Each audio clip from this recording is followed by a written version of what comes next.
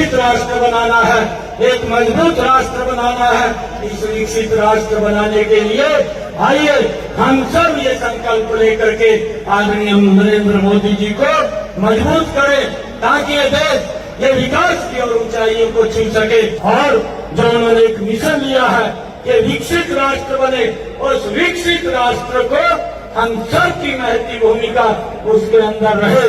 और एक एक वोट हमने कमल के बटन का दबा करके यहाँ से बंतो कटारिया जी को सबसे बड़े बहुमत से कमल का फूल खिला करके नरेंद्र मोदी जी के पास भेजना है। देखिए, इतने जबरदस्त काम नरेंद्र मोदी की सरकार ने, डबल इंजन की सरकार ने हरियाणा के अंदर किए हैं। हमारे पास कहने के लिए बहुत कुछ है। इतने रोड की चाहे कनेक्टिविटी हो, रेल की कनेक्टिविटी हो, एयर की कनेक्टिविटी हो, और उसके साथ साथ लोगों तक जो अंतिम व्यक्ति तक लाभ पहुंचाने की बात है।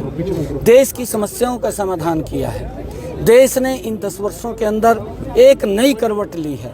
ये डबल इंजन की सरकार के नेतृत्व के अंदर काम हुए हैं और हर वर्ग तक लाभ पहुंचा है।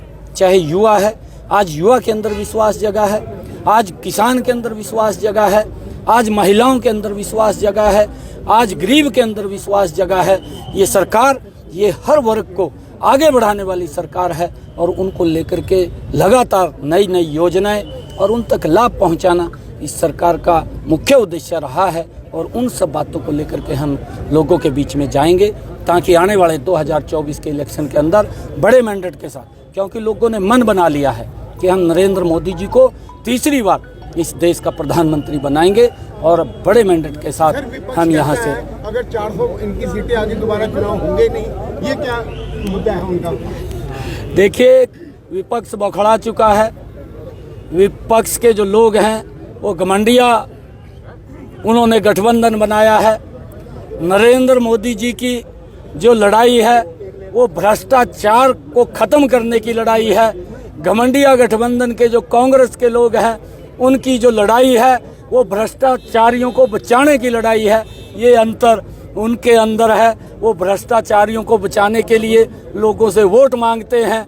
नरेंद्र मोदी जी इस देश का विकास करने के लिए, भ्रष्टाचार को समाप्त करने के लिए वोट मांगते हैं। सर, पूरे जोर लगा के सभी लोग अब की बार फिर एक बार नायब जी को जय श्री राम, नायब जी को जय श्री राम। भाइयों, हमारे कैंडिडेट श्रीमती कमल का फूल, और वो कमल का फूल क्यों चाहिए? भाइयों, 2014 को एक बार याद कर लो। जब 2014 में हम कहीं भी बैठते थे तो आप कहते थे कि डेवलपमेंट हमारी नहीं होगी, डेवलपमेंट तो उस साइड की होगी जहां का मुख्यमंत्री है। नौकरी की बात करते थे तो ये कहते थे नौकरी उस साइड में मिलेगी जहां का मुख्यमंत्री है। भाइयों, कोई कल्पना नहीं करता था जब मुख्यमंत्री जी ने कही थी ये बात कि हरियाणा एक, हरियाणवी एक, और प्रधानमंत्री जी ने कही थी सबका साथ सबका विकास, सबका साथ सबका विकास, और कहा था सबका विश्वास।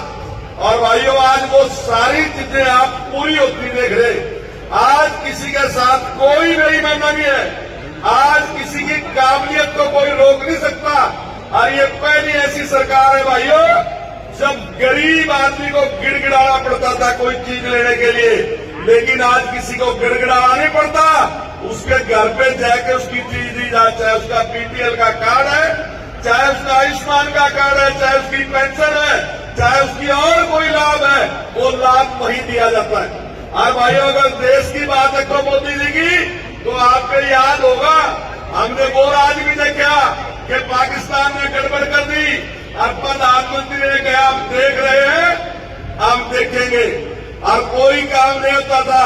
लेकिन भाइयों, आज आपने देखा हर बात के पीछे जब कहते थे कि इसके पीछे तो पाकिस्तान का हाथ है, पाकिस्तान का हाथ है, तो भाई ना तो कांग्रेस का हाथ छोटा और ना पाकिस्तान का हाथ छोटा, दोनों हाथ साफ कर दिए।